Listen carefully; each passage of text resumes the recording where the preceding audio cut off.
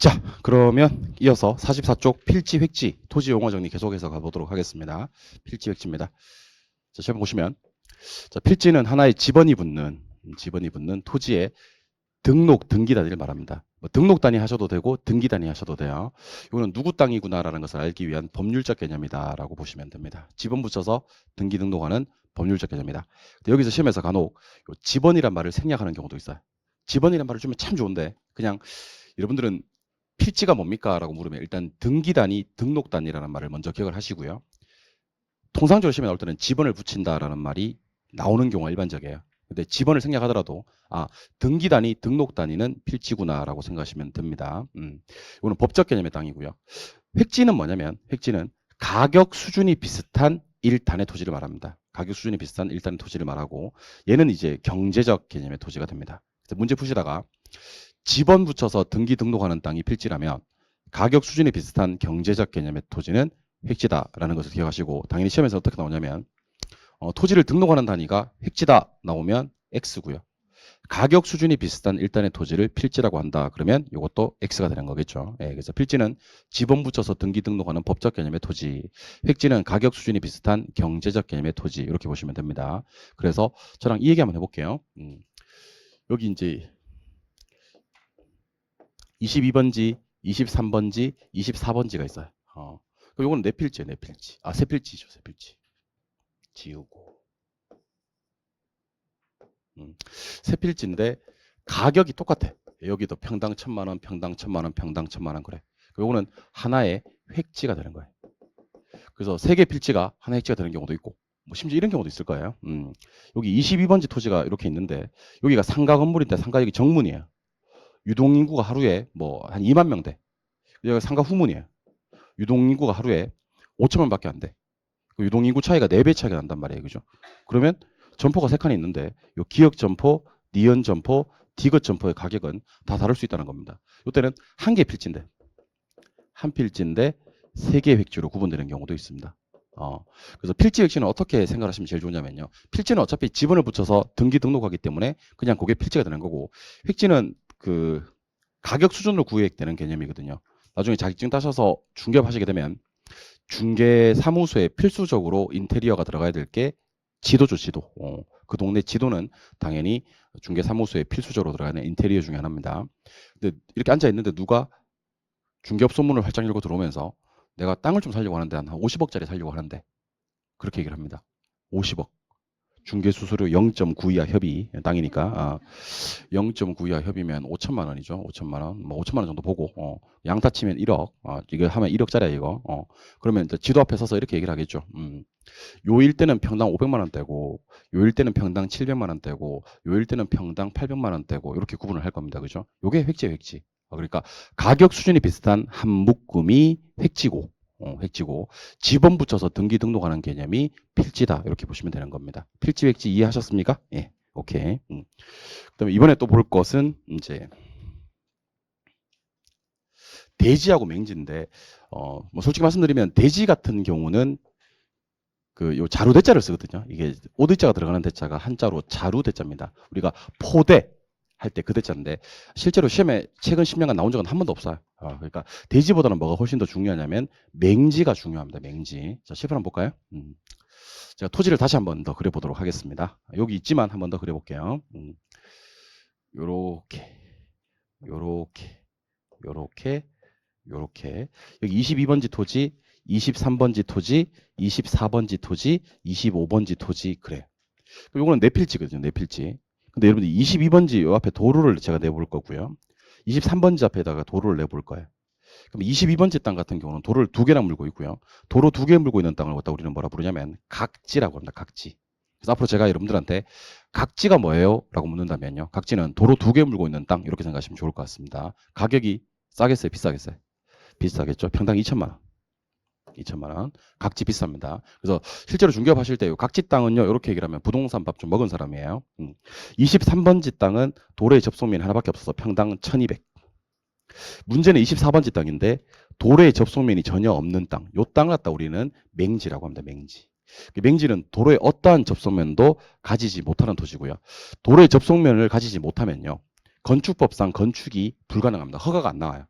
이런 땅을 맹지라고 하고 중요하진 않지만 그래도 말 나온 김에 25번지 토지를 보니까 도로의 좁은 접속면을 가지고 있어요.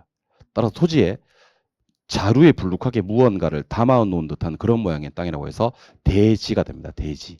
이때 이 대자가 아까도 소개해드렸습니다만 한자로 밑에 오드이자가 들어가는 대지예요. 그래서 이 땅을 대지라고 하고 얘는 허가는 납니다. 그래서 맹지 평당 300 잡았을 때 뭐 대지는 평당 500 잡자 뭐 이렇게 얘기를 할 수 있겠죠. 그죠? 그래서 항상 머릿속에 그 대지는 좁은 접속면에도 있고 토지 모양이 산타클로스가 들고 다니는 자루 모양을 닮아가지고 대지라고 하는 거예요. 얘는 허가는 난다.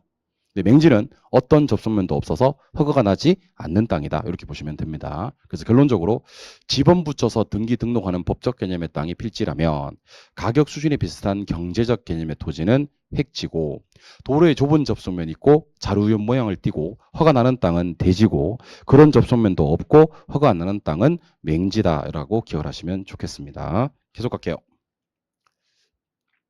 이번에는 나지 건부지 개념을 좀 봐야 되는데 나지 건부지 나지 할 때 요 나자가 무슨 나자인지 제가 한번 한자로 소개해 드리겠습니다. 나지 할 때 나자 요 나자가요 벗을 나자입니다. 벗을 나자. 그래서 토지 위에 걸리적거리는 게 없다라고 이해하시면 좋아요. 토지 위에 걸리적거리는 게 없다. 다 벗어버렸다. 그래서 토지 위에 일단 건물 같은 게 없어요. 건물 같은 게 없고 사법상의 권리가 설정돼 있지 아니합니다. 하지만 지하물이 낮이라도요. 공법상의 제약은 있습니다. 자, 아까 제가 사법, 공법 살짝 언급해 드렸었는데 기억이 나실지 모르겠는데 한 번 더 해드릴게요. 사인과 국가 간의 수직적 법률 관계가 공법이고요. 사인과 사인 간의 수평적 법률 관계가 사법이에요. 나는 기억하실 점은 우리나라에 있는 모든 땅은 공법상 제약을 받아요. 그러니까 공법상 제약을 받지 않는 땅은 없어요. 그래서 나지를 공부하는 방법은요. 지하물이 낮이라도 뭐는 있음. 공법상 제약은 있음. 왜냐하면 낮이라서 있는 게 아니고 우리나라에 있는 모든 땅은 공법상 제약을 받으니까. 그럼 낮이는요. 그거 말고는 다 없어요. 건물 있고 없고 없고 사법상 제약도 있다 없다 없다. 그래서 이거 정리해 놓은 게 옆에 있습니다. 낮이가 뭔지 핵심에 가시니까 낮이는 토지 위에 건축물이 있고 없고 없고 공법상 제약은 있지만 사법상 제약이 없는 그런 땅입니다. 근데 낮이의 가장 중요한 특징이 뭔지 아세요? 토지 위에 건축물이 없기 때문에 활용도가 상당히 높아요.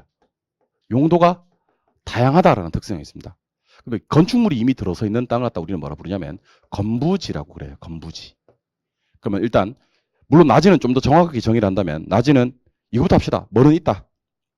공법상 제약은 있다. 나머지는 다 없어. 건물도 없고 사법상 제약도 없다. 편하게 얘기를 하면 건물 없는 땅은 낮이고 건물 있는 땅은 건부지인데 누가 가격이 비싸냐면 낮이 가격이 비싸요. 건부지 가격은 싸고 땅값만 비교한다면. 땅값만. 건축물이 없는 땅은 활용도가 상당히 높고요.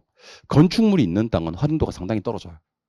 그래서 제가 예를 한번 들어볼 테니까 한번 기억을 해봅니다. 여러분들 저기 실제로 그 학원에서 있었던 일인데 어떤 일이 있었냐면 학원에 저기 28살이었나? 청년이 한 명 있었어요. 청년. 28살짜리 청년이 있었는데 학원에서 인기가 상당히 좋았습니다. 제가 봐도 잘생겼어요. 엄청.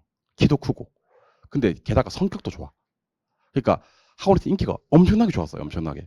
그래서 쉬는 시간 되면 그 학생 책상에 과자하고 과일하고 막 이런 게 막 사탕하고 막 이런 게 엄청나게 올라와 있었다니까 진짜로.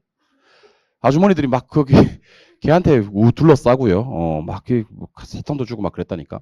그렇게 한 달 정도 있었거든요. 한 달 정도 지나다가 우연찮게 이렇게 그때가 이제 연말이었을 거예요. 지금처럼 11월달, 12월달 수업을 하고 연말에 뭐 책거리 하자 이렇게 해가지고 뭐 이렇게 과자 사놓고 이렇게 잠깐 뭐 주스 사놓고 이렇게 공부 어떻게 하면 좋겠고 이런 간담회 비슷하게 한 적이 있었거든요. 근데 그때 그 학생이 28살짜리가 결혼 엄청 일찍 했나 봐요. 결혼 엄청 일찍 해가지고 4살짜리 딸이 있다 그러더라고요. 그러니까 서너 살 때 결혼을 했나 봐요. 그래서 이제 28살 때 그 총각이 아니라 유부남 아저씨인 것으로 판명이 났어요. 진짜 그러고 난 그 이후로 그 학생 책상에는요 아무것도 없었어요.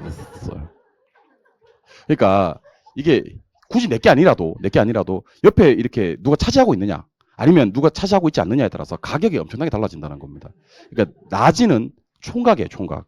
위에 아무도 없거든. 근데 건부지는요 아주 유부남 occupied 누군가에 의해서 차지되어진 거지. understand? 그러니까 당연히 여러분들 활용도가 많은 낮이가 비싸고요.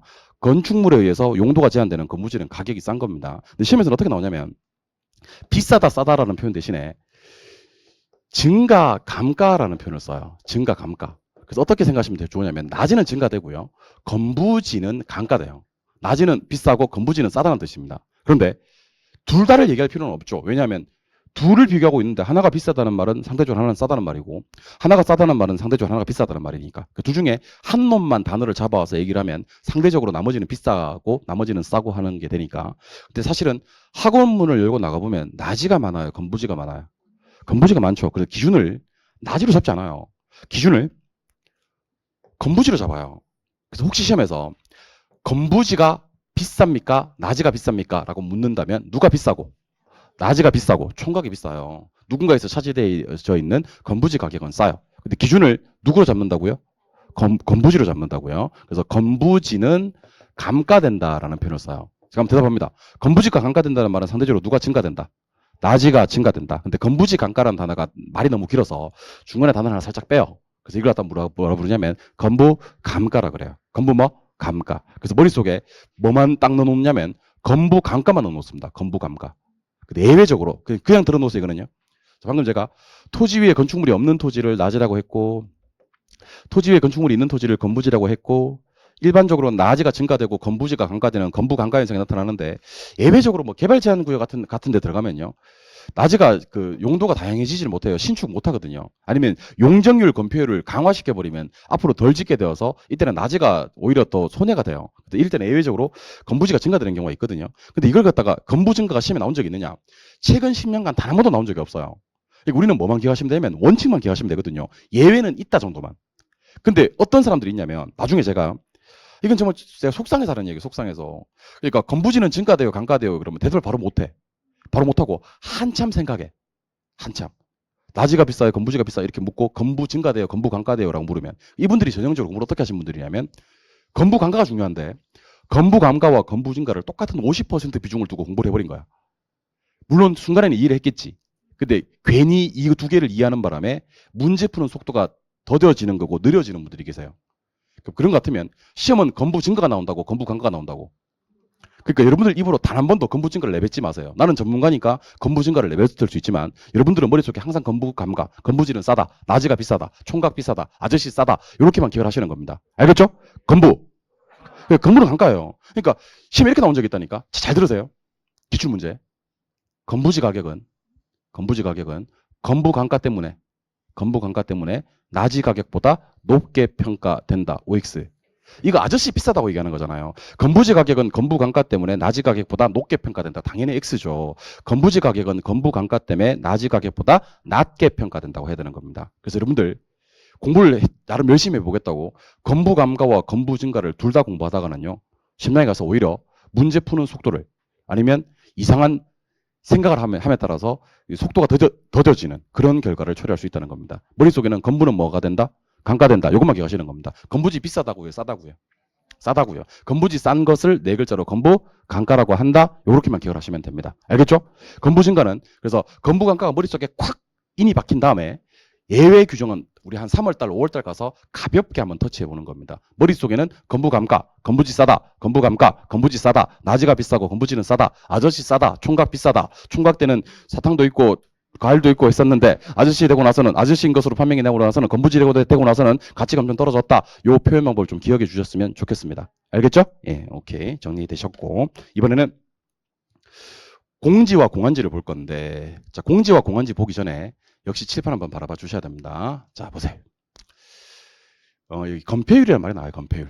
그럼 건폐율이 뭔지 한번 제가 써볼게요. 건폐율은 이거 나중에 그 건축법 시간에 배웁니다. 대지 면적분의 건축 면적 하신 다음에 곱하기 100을 때리면 건폐율이 됩니다. 근데 건폐율 제가 50%를 한번 얘기를 드려볼게요. 건폐율 50%가 뭔지. 토지가 이렇게 있어요. 100평짜리 땅이에요.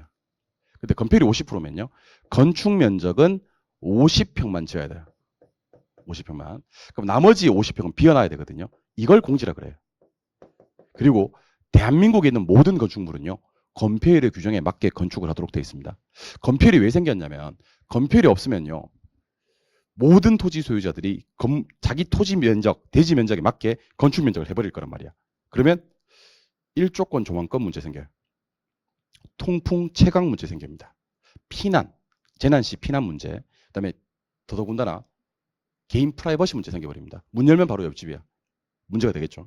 그래서 대한민국에 있는 모든 건축물은 건폐율 규정에 맞게 건축을 하게 돼 있고 건폐율 때문에 짓고 남은 부분의 땅을 공지라고 하는 겁니다. 자, 그러면 이 공지를 갖다가 아까 배웠던 단어랑 한번 연결지어서 기억을 한번 해보면, 자 보세요. 여기 토지가 이렇게 있어요. 건물이 이렇게 있어요. 보이시나요? 그럼 요 땅 보이세요? 요 땅? 요 땅이 뭐죠? 요 땅이 건부지예요. 미치겠다 진짜. 내가 살 수가 없어요. 요 땅이 건부지고 내가 살 수가 없어요. 내가 진짜. 노란색 하면 노란색. 제가 지금 노란색으로 표현하는 부분 요거 보이십니까? 노란색. 요거 보이십니까? 요게 공지가 되는 거예요. 다시. 일로 한번 보세요. 자, 건물 밑에 있는 전체 땅 보이시죠? 건물 밑에 있는 전체 땅이 뭐예요?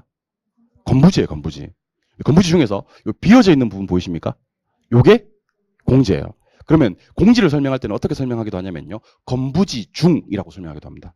뭐 안에 있는 거 중에서 건부지 안에, 건물 밑에 있는 전체 땅이 건부지예요. 그 중에서 건물 짓고 비어져 있는 부분, 이 비어져 있는 부분이 공적 제한, 특히 건폐율의 제한 때문에 비어있다. 이런 땅을 공지라고 하는 겁니다. 공지 이해하셨습니까?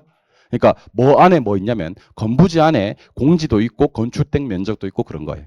이해하셨습니까? 그럼 건축된 면적을 제외한 나머지 비어져 있는 부분을 공지라고 한다. 근데 공지와 비교하셔야 될 게 공한지란 땅이 있습니다. 공한지. 공한지란 땅은요. 공한지란 땅은 보통 어떻게 출발하냐면 도시 토지란 말로 출발을 해요. 도시 토지. 도시 있는 땅이다. 도시는 어떤 땅이냐면 건폐율이 높은 땅이거든요. 그럼에도 불구하고 비워놓은 거야. 요거는요. 방치하고 있는 거죠. 주로 투기 목적으로. 아니면 집가 상승을 기대하고.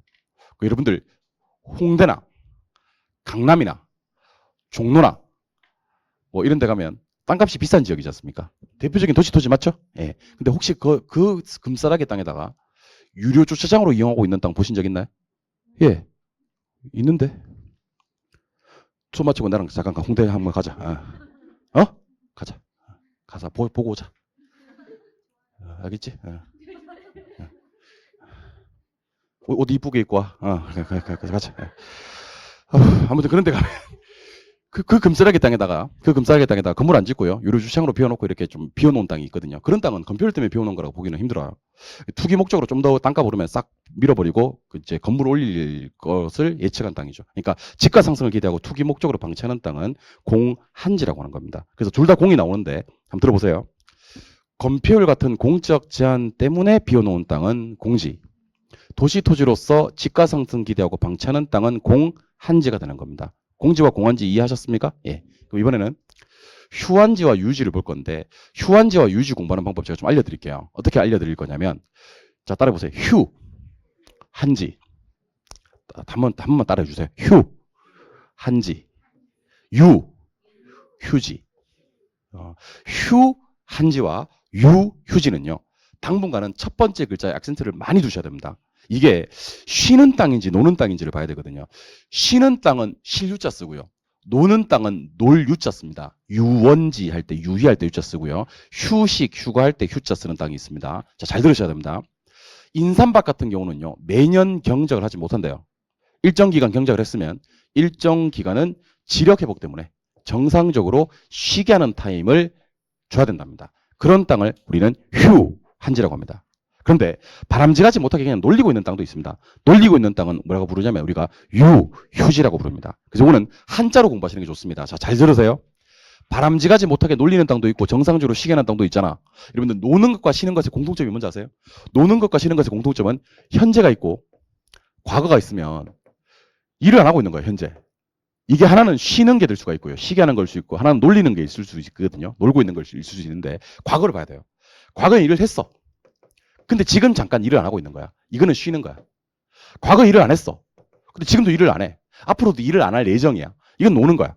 그러니까 지난번까지는 일을 했었는데 지금 일을 안 하고 있는 건 쉬는 거고요. 지난번에도 일을 안 했고 지금도 일을 안 하고 있는 건 노는 거예요.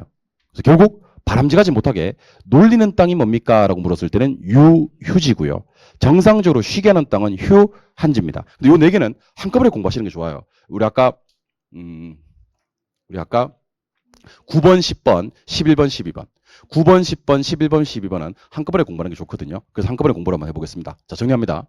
건폐율 같은 공적 제한 때문에 건부지 중에서 깡매어서 건축하지 않고 남겨져 있는, 비워져 있는 부분의 땅은 공지, 도시 토지로서 집가 상승 기대하면서 방치하고 있는 땅은 공한지, 지력 회복 때문에 정상적으로 쉬게 하는 땅은 휴한지, 바람직하지 못하게 놀리고 있는 땅은 유휴지가 되는 겁니다. 이해하셨어요? 예, 그래서 이게 놀고 있는 땅인지, 쉬는 땅인지, 건폐율 때문에 비워놓은 땅인지, 도시 토지 중 방치하는 땅인지를 가지고 네 개를 구분하시면 좋겠습니다.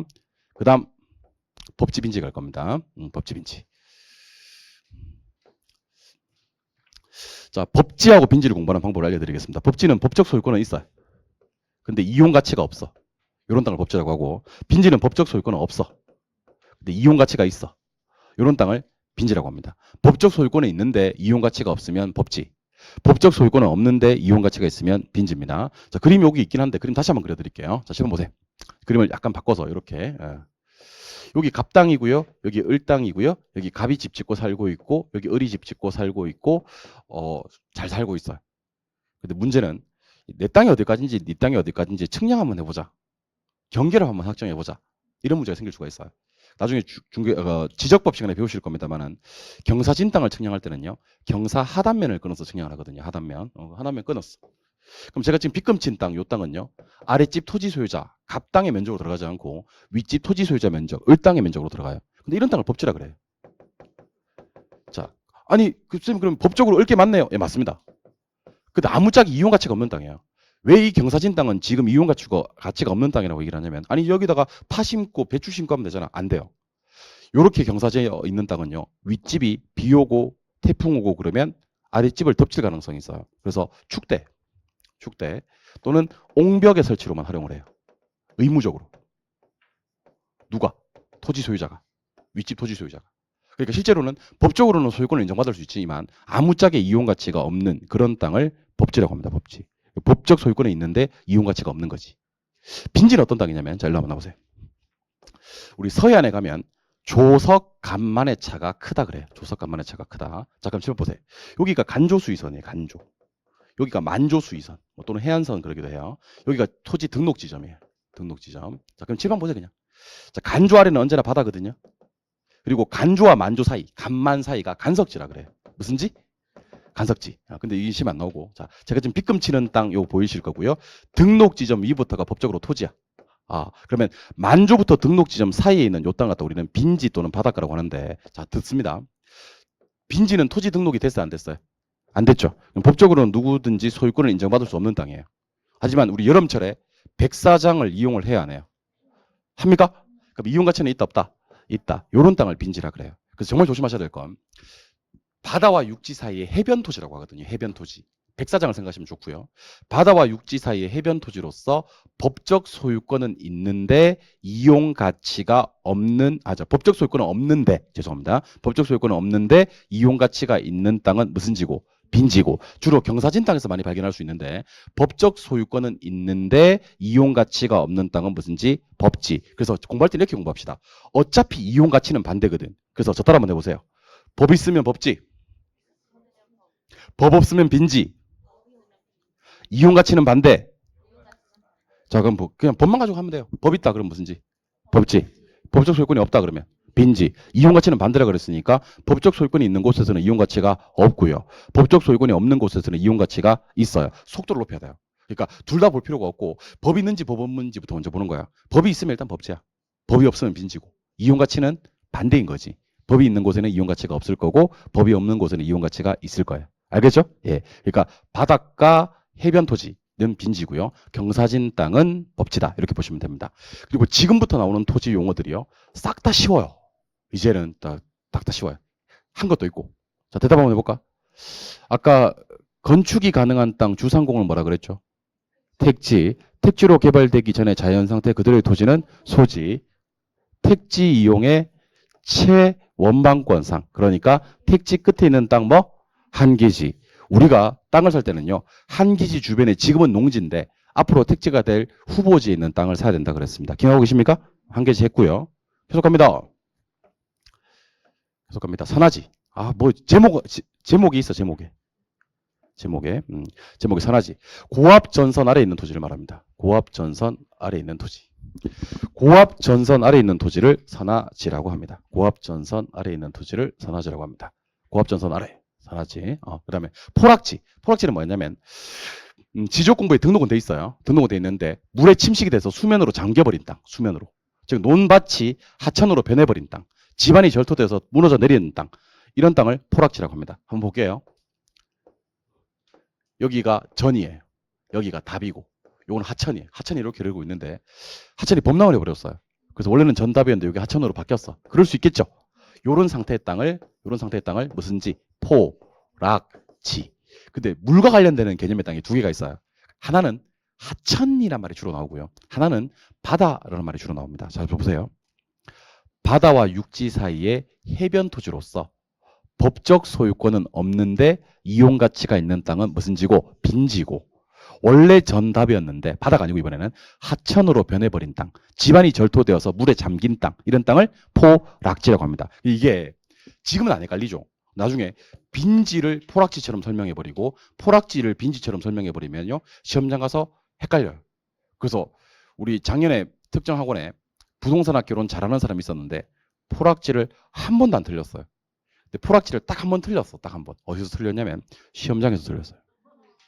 딱 한 번, 자기 딱 한 번 틀렸대. 시험장 작년에 포락지가 답이었거든. 포락지를 틀렸대 작년에. 그 얼마나 원통한 일입니까? 머릿속에 입력이 제대로 안 돼 있는 거야 사실은. 다시 하겠습니다. 경사진 땅이고요. 법적 소유권이 있는데 이용 가치가 없는 땅은 법지. 바다와 육지 사이 해변 토지고요. 법적 소유권이 없는데 이용 가치가 있는 땅은 빈지. 고압전선 아래 선하지. 택지 이용의 채원방권상의 토지. 한계지. 원래는 전답이었는데 물에 잠겨서 하천으로 변해버린 땅이 포락지가 됩니다. 17번 배운 기억 있나요? 17번 배운 기억 있나요? 택지 등으로 개발되기 전에 자연상태 그대로의 토지를 소지, 원지, 그럽니다. 원지는 시험에 나온 적은 없고요. 소지로 나올 건데 소박한 땅이다 라고만 기억하시면 됩니다. 1단지는요. 용도상 불가분한 관계에 있대. 그리고 두 필지 이상이래. 그걸 하나로 보겠대. 이걸 1단지라고 합니다. 그래서 여러분들 우리 부동산 학개론에 1단이란 말로 끝나는 단어가 두 개가 있어요. 자 보세요. 가격 수준이 비슷한 1단의 토지는 무슨 지고? 획지고. 두 필지 이상인데 용도상 불가분한 관계에 있는 1단의 토지는 무슨 지다? 1단지다. 이렇게 구분하셔야 될 것 같아요. 다시 두 필지 이상 용도상 불가분 1단의 토지는 무슨지? 1단지. 오케이. 가격 수준이 비슷한 1단의 토지는 무슨지? 획지. 이렇게 보시면 됩니다. 오케이? 계속 갑니다. 7번. 표준지가 있고요. 표본지가 있습니다. 요거는 한번 느낌으로 한번 대답해 볼래요? 여러분들 느낌에 한 놈은 정말 중요하고요. 한 놈은 하나도 중요하지 않거든요. 표준지가 중요할 것 같아요. 표본지가 중요할 것 같아요. 표준지가 핵심이에요. 그러니까 표본지는 왜 살펴보냐면 표준지를 시험에서 표본지로 내기 때문에 살펴보는 거예요. 그러니까 핵심은 표준지인데 지가를 공시하기 위해서 선정된 땅이 표준지고요. 지가 변동을 측정하기 위해서 선정된 땅이 표본지가 됩니다. 근데 이거는 헷갈릴 필요가 전혀 없어요. 우리가 저 뒤에 가시면 표준지 공시지가라는 걸 배우시게 돼요. 표준지 공시지가. 이거 한번 따라하세요. 표준지 공시지가. 뭔지 가볍게 한번 알려드립니다.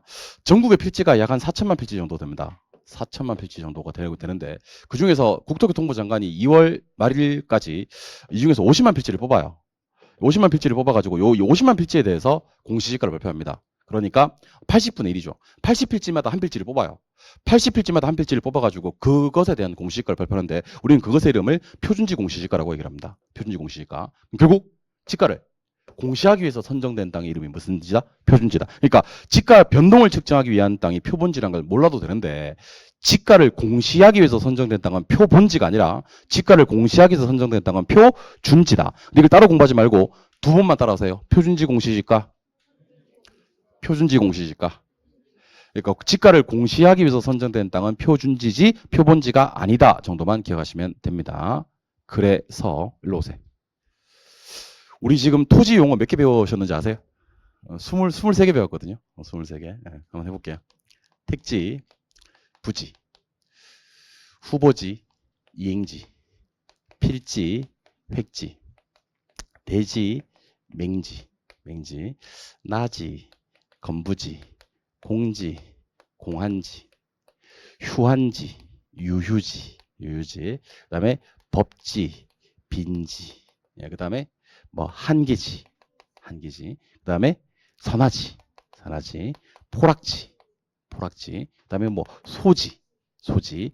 일단지, 일단지. 그다음에 표, 준지가 있었고 표, 본지가 있었을 것 같습니다.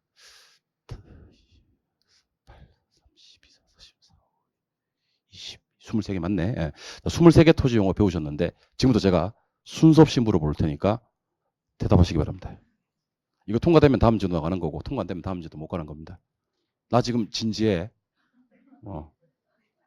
갑니다.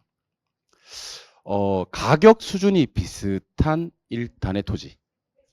좋아요. 도로에 어떤 접수면도 없고요. 허가가 나지 않는 땅입니다. 좋아요. 건축이 가능한 땅이고 주상공예요. 이 택지가 되기 전에 자연 상태 그대로의 토지입니다. 예? 소지. 그리고 택지 이용의 채원방권상의 토지예요. 한 개죠. 토지 위에 건물이 없고요. 공법상 규제는 있는데 사법상의 제약이 없어요. 맞죠. 등기단위, 등록단위고 지번 붙여요. 필지. 택지, 농지, 임지 내에서 전환이 이루어지고 있습니다. 이행지. 건폐율이라는 공적 제한 때문에 짓고 남겨진 땅이에요. 공지. 법적 소유권은 없는데 이용 가치가 있는 바다와 육지 사이의 해변 토지. 빈지입니다. 원래는 이게 정답이었는데요. 물에 잠겨버렸어요. 그래서 하천으로 변해버린 땅은 포락지요. 고압 전선 아래 있는 토지 선화지요. 건축이 가능한 땅을 받고요. 건축이 안 되는 도로, 철도, 하천에도 쓸 수 있는 바닥 토지로서 포괄적인 말은 부지입니다. 건물이 이미 들어선 땅은 예?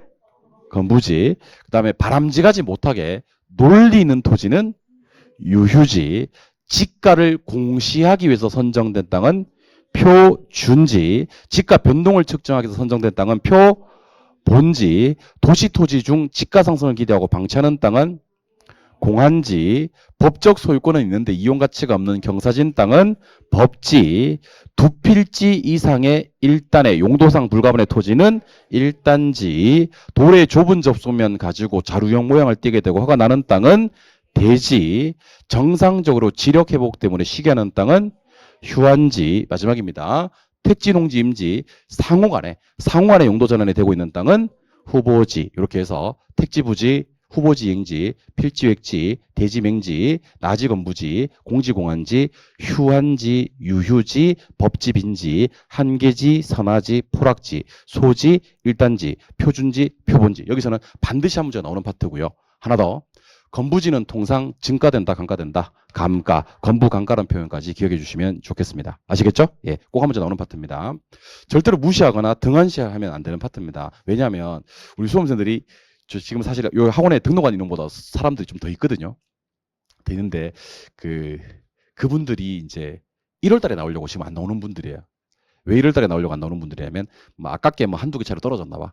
그러니까 여러분들 이렇게 처음 공부하시는 분들이랑 자기랑 레벨이 다르다는 거지. 그래서 지금 나올 수 없다는 거야.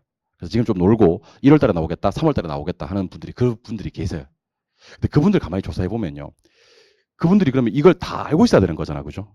자기는 실력이 있다고 생각했으니까. 근데 꼭 총론 1, 2, 3번 중에 하나를 틀려. 틀리는데 자기 머릿속에는 이런 건 자기는 안 들어도 된다고 하는 그런 분들이 계셔요. 그들이 1월 달에 몰려옵니다. 그들이 3월 달에 몰려옵니다. 그들이 곧 옵니다, 여러분들.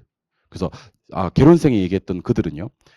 물론 재수생들이겠죠. 그분들 같은 경우는 여러분들이 어떻게 식별할 수 있냐면요. 학원에 처음 오는데도 학원의 지형 지물을 상당히 잘 알고 있고 학원에 처음 오는데도 약간 어리버리하지 않고 약간 포스가 있어요. 그런 분들 보면 개론생이 얘기했던 그들이 왔구나라고 생각하시면 됩니다. 그래서 막 앉아 있는데 그들이 좀 있으면 여러분들한테 막 비키래. 자기 자리라고. 그래요. 그럼 아니 여기가 내 자리인데 왜 비키라고 해요? 그러면 작년에 내 자리였다. 막 그렇게 얘기해요. 하여튼 그렇게 얘기하는 그들이 작년에 내 자리였다는 그들이 곧 몰려올 겁니다. 아시겠죠? 예. 그러면 그들을 갖다가 제압할 수 있는 유일한 방법이 뭔지 아세요? 그들을 제압할 수 있는 유일한 방법은요. 그들이 오기 전에 실력을 엄청 쌓아놓는 거예요. 이 바닥 어떤 바닥인지 아세요? 공부 잘하는 사람한테는 한없이 관대한 바닥이에요. 왜냐하면 자기가 좀 있으면 이해 안 되는 물으러 와야 되잖아. 그래서 그 전에 실력 향상을 도모해 놓으셔야 됩니다. 안 그러면 자리 비켜줘야 됩니다. 아, 내 자리인데 씨 하고 포스에 눌려가지고 옆에 쭈그러지고 이렇게 해야 되는 겁니다. 실력을 길러 놓으시기 바랍니다. 아시겠죠? 예. 그 나중에 역전시킬 수 있습니다. 자, 계속 갈게요. 이번에는 요까지 하고 좀 쉬겠습니다. 요거는 이제 제 느낌을 얘기해 드리는 거예요. 제 느낌에는 요게 이제 제가 뭐라고 부를 거냐면 부동산업이라고 부를 거예요. 부동산업. 부동산업은 이제 보통 시험에 나오는 타이밍이 어떤 타이밍이냐면 그 한 해 나오고 나면요. 한 해 두 해 정도는 쳐요. 그리고 또 한 해 나오고 또 한 해 나오고 나면 또 두 해 정도는 쳐요. 또 한 해 나오고 하는 건데 이번 시험에서는 조금 가볍게 보셔도 될 것 같아요. 왜냐하면 요게 30일에 여러분들이 그 올해 쳤던 시험에서 요게 시험에 출제가 되었어요. 그래서 아마 여러분들이 치르시는 시험에서는 안 나올 가능성이 많은데 뭐 그래도 혹시 모르니까 그죠? 그냥 한번 보는 겁니다. 자 보세요.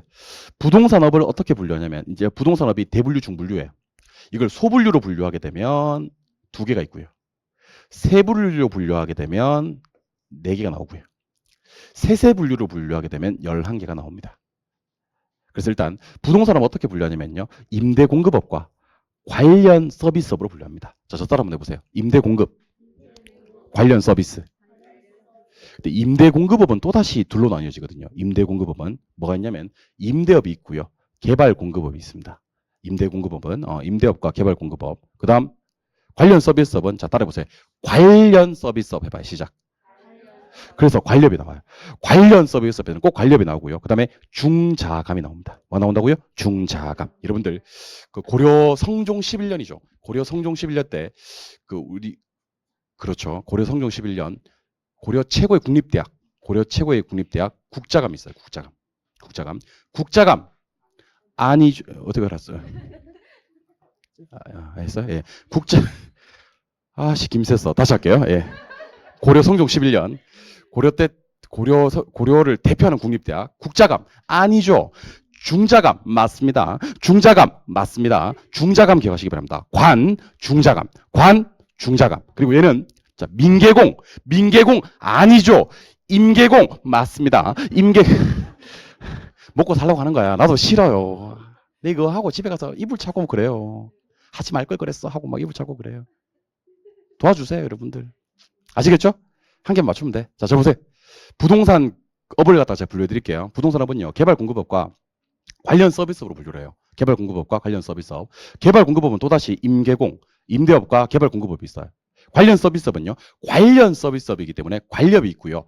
중자감이 있습니다. 국자감 아니죠. 중자감 맞습니다. 국자감 아니죠. 중자감 맞습니다. 중자감 중개, 자문, 감정평가비 있는 거예요. 이때 잘 보셔야 됩니다.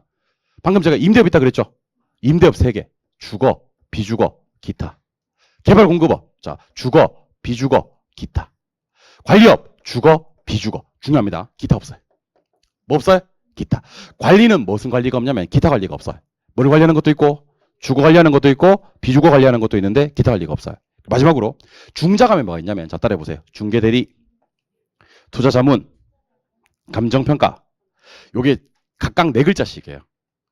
4글자씩. 첫 번째 중자감에 뭐 있다고요? 시작. 중개대리, 투자자문, 감정평가. 그래서 요 11개를 갖다가 궁극적으로 나열할 수 있으면 되는데 요거는 수험 초반부에는 뭐 굳이 암기를 안 하셔도 되긴 할 것 같긴 한데 그래도 혹시 몰라서 저랑 한번 해봅시다. 놀면 뭐합니까? 뭐 이런 건 하지 뭐. 자, 한번 해보겠습니다. 부동산업은 임대공급업과 관련 서비스업이 있습니까? 임대공급업과 관련 서비스업이 있냐고요? 임대공급업은 민계공 아니죠? 임계공 맞습니다. 임대업과 개발공급업이 있습니다. 오케이? 그다음에 관련 서비스업은요. 관리업과 중자감이 있습니다. 국자감 아니죠? 중자감 맞습니다. 중자감 그러면 관은 뭐고요? 관리업이고요. 중자감은 뭐예요? 중개, 자문, 감정평가입니다. 제가 도와드릴 테니까 대답합니다. 임대 뭐 있어요? 임대. 주거, 비주거, 기타 3개. 개발공급 뭐 있어요? 주거, 비주거, 기타 6개. 관리 뭐 있어요? 주거, 비주거, 기타는 없어요. 기타 관리 절단나. 그리고 4글자씩 3번 시작. 중개대리, 투자자문, 감정평가. 시험 어떻게 잘 나오냐면 부동산업에 투자업 있습니다. 이렇게 해서 잘 나와요. 투자업 있습니다. 투자업 있어 없어? 없어. 투자자문업 있어. 금융업 봤어 안 봤어? 없지. 그 다음에 기타 관리 있다 없다? 없다. 여러분들 기타 임대 있어요. 기타 개발 공급이 있어요. 근데 기타 관리는 없어요. 기타 관리 없다. 그래서 나중에 집에 가서 심심할 때 암기 방법은 제가 알려드렸으니까 빈종에다가 부동산업을 2개로, 4개로, 11개로 구분할 수 있어야 됩니다. 먼저 2개부터 한번 해드릴게요. 자, 연습 한번 해볼게요. 빈종에다가 부동산업을 쓰고 2개, 임대공급업과 관련 서비스업이 있어요. 임대공급업과 관련 서비스업이. 임대공급업에는 어떤 것이 있냐면요. 임대업과 개발공급업이 있어요. 임대업과 개발공급업. 민계공 아니죠. 임계공 맞습니다. 관련 서비스업은요. 관리업과 중자감이 있습니다. 국자감 아니죠. 중자감 맞습니다. 중개자문감정평가가 있어요. 그리고 임대업에는요. 주거, 비주거, 기타. 개발공급업에는 주거, 비주거, 기타. 관리업은요. 주거, 비주거. 이까지 몇 개? 3개, 3개, 2개. 몇 개? 8개. 3개, 3개, 2개, 8개. 총 11개라고 했으니까 3개가 남았죠? 4글자씩 3번. 중개대리, 투자자문, 감정평가 이렇게. 아시겠죠? 예, 그렇게 좀 억지스럽더라도 그렇게 해서 암기를 해주시고 참고로 말씀드리면 이번 시험 31회 시험에 뭐가 나왔냐면 부동산 관련 서비스업이 아닌 것을 찾아라 이렇게 나왔어요. 뭐가 나왔다고요? 관련 서비스업이 아닌 거.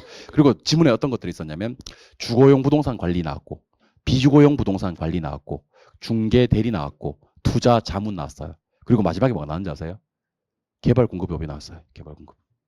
자, 개발공급업은 관련 서비스업에 속합니까? 임대공급업에 속합니까? 임대공급업에 속하죠. 관련 서비스업은요. 2개밖에 없어요. 일단은. 관련 서비스업은 관련 서비스업이기 때문에 관리하고 중자감이 있는 거예요. 개발공급업은 임계공은 개발공급업이지 관련 서비스업이 아니다 하는 겁니다. 조금만 신경 쓰면 맞출 수 있는 내용이었는데 이것도 틀리신 분들 좀 많았어요. 이거 틀리면 그의 시험에 합격하기는 좀 힘들었었어요.